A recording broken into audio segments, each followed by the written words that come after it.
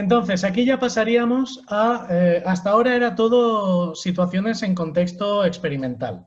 Ahora vamos a casos de la vida real en los que una persona ha cometido delitos y digamos, ha dicho o presuntamente ha cometido esos delitos bajo hipnosis y no los recuerda o no se siente responsable de ellos o tal. Aquí explica que, aunque hay muchos casos anecdóticos de gente que afirma este tipo de cosas como abusos sexuales bajo hipnosis, robos bajo hipnosis y todo este tipo de cosas, dice que de todos estos casos no hay ninguno que esté bien documentado como para poder extraer algo de información y que de todos ellos solamente ha encontrado dos, desde el año 1937, solo ha encontrado dos casos bien documentados que se puedan analizar. Y estos dos casos son los que vamos a ver ahora. Entonces, el caso Heidelberg. En 1934, un hombre denuncia a la policía que su mujer de 24 años había sido inducida a darle 3.000 marcos a un hombre que se hacía pasar por médico. Ella dice no recordar nada. La policía entonces llama a un hipnotista para que le haga una hipnosis regresiva para hacerla recordar. Insisto, estamos en los años 30, o sea, lo que se sabía de hipnosis en aquella época, telita. Entonces, el tema de la hipnosis regresiva en aquella época estaba muy de moda, el psicoanálisis y todo esto, ¿vale? Hoy sabemos todo lo que sabemos, pero en aquella época hasta la policía recurría y en los juicios se recurría a este tipo de prácticas. Hoy en día no se haría ni de coña porque sabemos la cantidad de testimonios falsos que dan, pero en aquella época se tomaban muy en serio. Entonces ella, bajo hipnosis, en las regresiones, contó que conoció a este falso médico cuando tenía 17 años, 3 años antes de casarse, en un viaje en tren. Ella se dirigía a una clínica para que la atendieran por unos dolores estomacales. Él iba sentado enfrente y se pusieron a conversar y durante la conversación pues le contó su problema de estómago y él le dijo que era naturópata y homeópata y que él podía atender justamente ese tipo de problemas.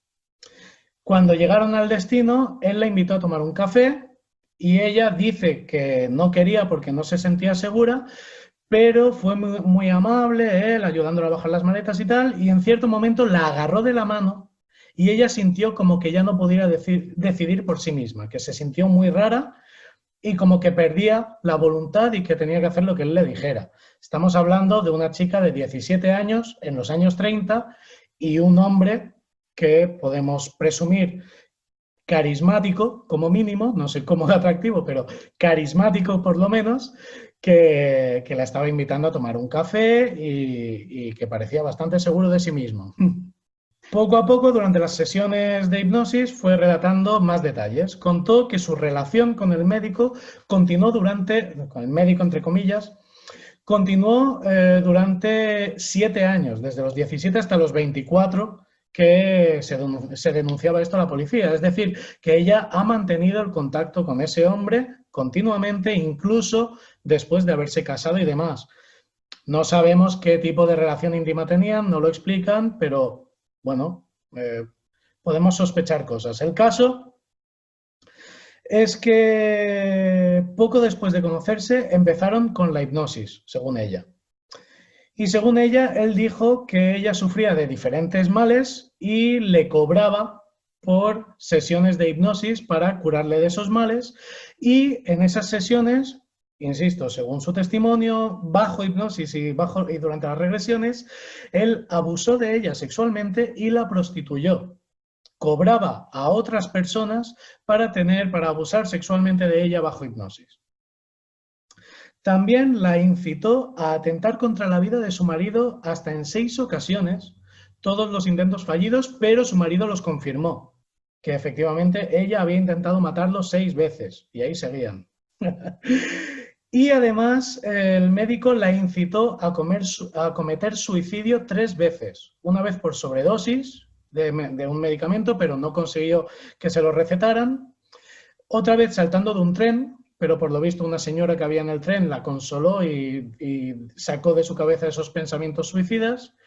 y otra ahogándose ella misma en el baño. No sé cómo pensaba hacerlo, porque creo que es absolutamente imposible ahogarte a ti mismo, porque por reflejos acabas saliendo del agua, pero bueno, el caso es que se fue al baño a ahogarse y por lo visto la asistenta que tenían en casa la siguió al baño porque sospechaba y entonces no se pudo suicidar. Básicamente, 6 intentos de asesinato, de homicidio fallidos y 3 intentos de suicidio fallidos, lo cual también nos puede dar que pensar que hasta qué punto realmente ella lo quería hacer realmente.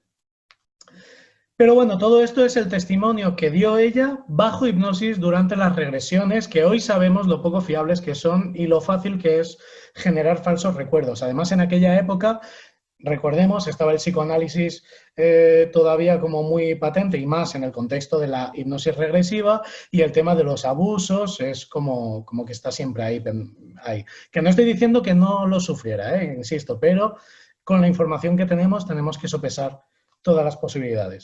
El caso es que ahora ya el investigador Barber nos cuenta que los datos aparecen bastante incompletos, los datos de este reporte del hipnotista que siguió este caso, porque a pesar de que estuvo entrevistando a la mujer casi a diario durante 19 meses, que es un montón de tiempo, no incluye ninguna información sobre su relación con su marido. No dicen nada sobre si estaba bien o mal con él, no. En fin, no sé, es información bastante relevante en este caso. Y tampoco aparece reflejada la versión del acusado, el supuesto falso médico que la hipnotizó, abusó de ella y tal, no aparece en el informe. De hecho, el acusado fue condenado por instigar los crímenes, a pesar de que él siempre dijo que no tenía ni idea de hipnosis y que nunca había hipnotizado a la mujer. Se tomó más en cuenta el testimonio de la mujer bajo hipnosis, en parte porque los testimonios bajo hipnosis en aquella época se tomaban muy en serio. Entonces, aquí Barber concluye que no puede negarse a la luz de los datos que esta mujer era extremadamente sugestionable y que el médico sí que la sugestionó o sea, le dio diversas sugestiones, incluida la de la amnesia, de olvidar toda la relación con él. Sin embargo, afirmar que esa sugestión o hipnosis jugó un papel decisivo en este caso es decir muy poco sobre los diferentes factores implicados en estas conductas. El testimonio de la mujer podría indicar que hay una constelación de variables interactuando. Es decir que, bueno, lo mismo de siempre. Su confianza en el médico, su obediencia hacia él, porque ya vemos que dice que desde el primer momento que le cogió la mano ya no podía negarse a lo que le dijera. Entonces, bueno, estamos viendo que podría ser una mujer que, por lo que fuera, no podía negarse a nada que le dijera este hombre, ya sea porque lo amaba o ya sea porque realmente tenía un gran poder mágico. La presencia de su marido era una fuente de ansiedad en relación a su íntima relación con el médico, así que no se resistió a intentar matarlo. Bueno, aquí esta parte a lo mejor yo no la he entendido muy bien, pero lo que yo interpreto que está diciendo es eso, que la mujer tenía una relación de 7 años con esta persona y que el marido pues igual se ponía celoso y tal, y generaba tensiones dentro de la relación, y entonces, claro, si el otro dice mata a tu marido, pues a lo mejor tenía motivos para querer matarlo. No lo sabemos, pero el caso es que no tenemos información suficiente como para decir sí, la hipnosis fue la que causó esto. Y evidentemente, como ella estaba haciendo cosas moralmente muy cuestionables, pues la idea del suicidio en aquel momento pues podía pasarle fácilmente por la cabeza, y más si el otro además se las sugería. Es decir, que Barber aquí lo que está diciendo es que no niega que el otro la sugestionara, la intimidara, incluso abusara sexualmente de ella e incluso la prostituyera. Lo que cuestiona es que esto se debiera a la hipnosis y no simplemente entre comillas, a una suma de cosas, como pues que ella sea especialmente sugestionable, muy obediente hacia él, muy enamorada, no lo dice, pero muy muy sumisa a esta persona, que confiaba plenamente en él, y entonces, claro, esto podía llevarla pues, a querer deshacerse de su marido y, por supuesto, a sentirse lo suficientemente mal como para aceptar el suicidarse. Y el siguiente caso es y último caso es el caso de Copenhague. Un hombre acusado de robo a mano armada con doble homicidio, que decía que actuaba influenciado por un espíritu guardián, inspirado hipnóticamente por un amigo suyo que se llamaba Nielsen. Y Nielsen siempre negó haber hipnotizado a, lo llaman H, no ponen su nombre completo, señor H. Pero el caso es eso, que él decía que, o sea, Nielsen decía que él nunca le había hipnotizado y el otro decía que sí, que un espíritu guardián le dijo que lo tenía que hacer y esto era impulsado por la hipnosis de Nielsen. Entonces, vamos a ver qué es lo que pasaba aquí. Bueno, aquí lo mismo, hubo un juicio y en el juicio llamaron a un hipnotizador para que le hiciera hipnosis regresiva para sacar información. El caso es que al principio el señor Nielsen, el hipnotizador se llama Paul Reiter, no conseguía hipnotizarle ni sacarle información, pero poco a poco fue ablandando, digamos, y empezó a funcionar supuestamente el tema de la regresión hipnótica y entonces empezó a sacarle información. Entonces, según el doctor Reiters, H estuvo bajo influencia hipnótica de Nielsen permanentemente y los crímenes fueron consecuencia directa de las sugestiones poshipnóticas que éste le puso. Esto fue lo que él dijo en el juicio y de hecho Nielsen acabó en la cárcel por este testimonio. Entonces, vamos a analizar un poco lo que fue el caso. El señor H había estado encerrado durante 2 años por colaborar con los alemanes en 1945. El encierro le afectó psicológicamente muchísimo y empezó a alucinar con un espíritu guardián que le decía cosas. O sea, un claro síntoma de psicosis que vivió durante su estancia en prisión. Fue su manera de evadirse de esa realidad, digamos. O sea, que ya estamos hablando de una persona con un perfil psicológico potente. Entonces Nielsen, o sea, en cierto momento Nielsen también estaba prisionero en aquella cárcel y compartieron celda. Y al principio tenía rechazo hacia Nielsen, o sea, el señor H tenía rechazo hacia él, pero Nielsen rápidamente consiguió ganarse su confianza hasta el punto en que él se obsesionó con Nielsen y eran culo y mierda, como se suele decir, uña y carne. No se separaban para nada, compartieron celda, compartían trabajo, lo compartían todo. De hecho, aquí mencionan, el señor H se aisló de otras personas y su relación con el señor Nielsen tenía un carácter de latente homosexualidad. Insisto, estamos hablando de los años en que estamos hablando también. El tema de la homosexualidad se evaluaba como se evaluaba. Pero bueno, el caso es que estamos hablando de realmente una conexión muy, muy íntima. Realmente no estamos hablando de una relación terapeuta-paciente, sino de dos que están viviendo un momento muy importante de sus vidas, que es el estar presos. Es un momento intenso emocionalmente. Además, el señor H con esta psicosis, con estas voces que le hablan y este ángel guardián, y se engancha a Nielsen muchísimo. El caso es que les da por el yoga, leen un libro sobre yoga, Nielsen por lo visto ya tenía algunos conocimientos o estaba más puesto en el tema, y a H, por sus creencias religiosas y místicas y tal, pues conectaron mucho y entonces los dos se pusieron a hacer yoga juntos y el señor H se obsesionó con alcanzar el samadhi, la conexión con el todo y, digamos, desapegarse totalmente de sus necesidades mundanas, digamos, de sus necesidades materiales. Y él quería ser uno con Dios y con el universo, y Nielsen se convirtió como en su gurú yogi. Eso se enlazó con la creencia espiritual y mística que tenía con su ángel guardián y tal, y de repente le vino como un grandilocuente plan de unificar Escandinavia y crear una sociedad utópica en la que Dios y el hombre fueran uno, ¿vale? O sea, el señor H, muy fino de la cabeza, no estaba. Y el caso es que entonces, dentro de su misión divina, dicha por el mismísimo Dios a él, cuando salió de prisión, cuando salió de su encierro, decidió ponerse a robar bancos para conseguir el dinero que necesitaba para su plan. Y en el segundo robo que hizo, se negaron a darle el dinero y entonces disparó y mató a 2 personas y por eso se le estaba juzgando. Cuando la policía lo interrogó, él se consideraba a sí mismo como Juana de Arco y decía que Dios le empujaba a evitar la guerra y liderar una nueva sociedad en que Dios y el hombre fueran uno y unificar Escandinavia y todo esto. Se le diagnosticó esquizofrenia parafrénica. Vale, con esto ya nos vamos haciendo una idea del perfil psicológico de H y de lo poco que tenía que ver la hipnosis en todo esto. De momento no se ha mencionado la hipnosis para nada.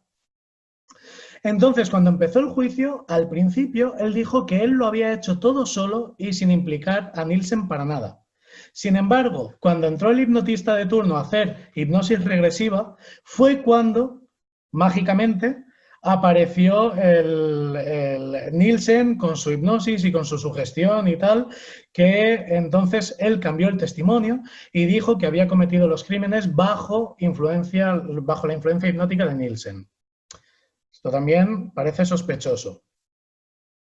El juicio encontró al señor H culpable de los crímenes, pero no responsable de ellos, y condenó a Nielsen por instigador.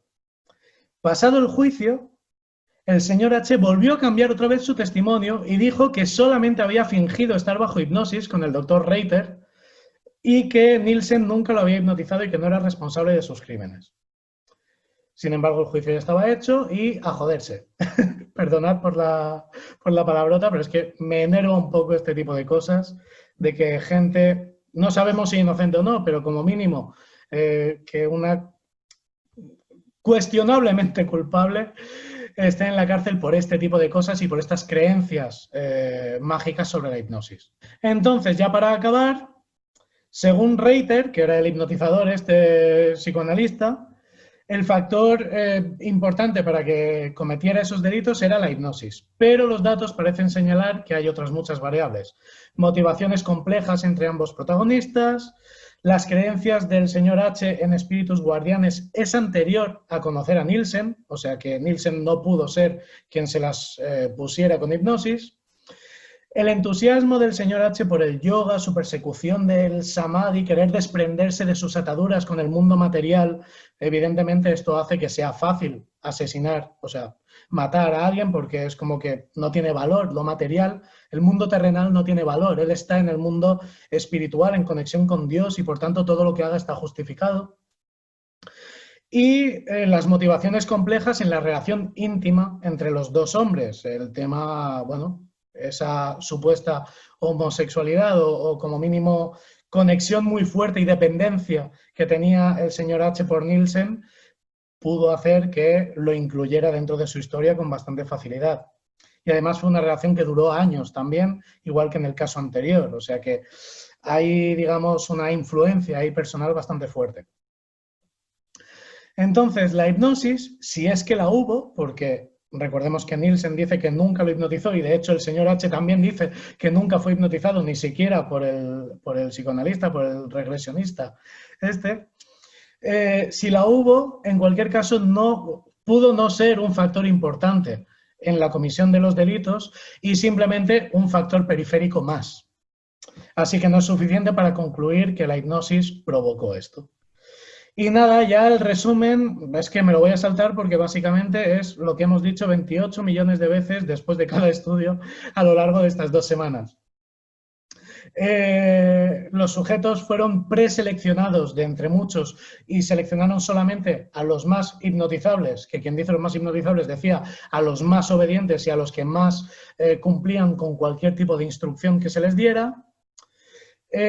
Todos los sujetos habían participado en experimentos previos, habían sido entrenados hipnóticamente en hacer conductas extrañas y por tanto ya se prevé que si se les pide pues las vuelvan a hacer. La mayoría de todos estos estudios trabajaban con estudiantes o gente del ejército en los que los experimentadores eran personas de autoridad para ellos, ya sean superiores, oficiales o profesores e investigadores. Y, por tanto, los sujetos eran conscientes de de que las sugestiones que se les daban aparentaban ser antisociales, pero venían de una persona prestigiosa en la que confiaban y con la que tenían una relación de confianza, incluso amistad, y si no era así, pues no llegaban a hacer los actos antisociales. Siempre se definía la situación como hipnótica y quien dice hipnosis dice que se espera que hagas todo lo que se te dice, que está permitido hacer todo eso que se te dice y que además la responsabilidad de tus actos recae sobre el experimentador, con lo cual no te tienes que responsabilizar de lo que hagas. En los casos que no son en contexto experimental, había una relación existente previa en los dos casos y esa relación se alargó durante mucho tiempo y podía interferir en toda la experiencia y nada, todas las referencias y demás. Y con esto hemos analizado todo este artículo, insisto, bastante antiguo, de los años 60, así que, claro, de los 60 ahora, sé que se ha hecho alguna investigación más rigurosa, digamos, teniendo todos estos datos en cuenta y con grupos de control y poniendo a la persona en diferentes contextos. Claro, hablo de oídas, pero recuerdo que en uno concretamente había un sujeto que respondía a este tipo de sugestiones de robar y todo esto en contexto experimental, pero en cierto momento, no me acuerdo cómo se hizo, para que, digamos, se supone que debía robar en un contexto que la persona no sabía que era experimental. Es decir, que se fingía, digamos, había actores de por medio y entonces la persona creía que estaba en un contexto real y se le pedía que robara a una persona que no sabía que era un actor y demás, y en ese caso, de repente, ya no lo hacía. ¿De acuerdo? Así que, en fin, este estudio lo intentaré buscarlo para explicarlo mejor, pero bueno, básicamente toda la investigación, hasta donde yo conozco, indica que la hipnosis no puede hacerte cometer actos antisociales, peligrosos o inmorales o delictivos. Sin embargo, sí que puede la creencia en la hipnosis ser un justificante para que tú hagas cosas, pero si las haces o porque quieres hacerlas o porque te han engañado para hacerlas.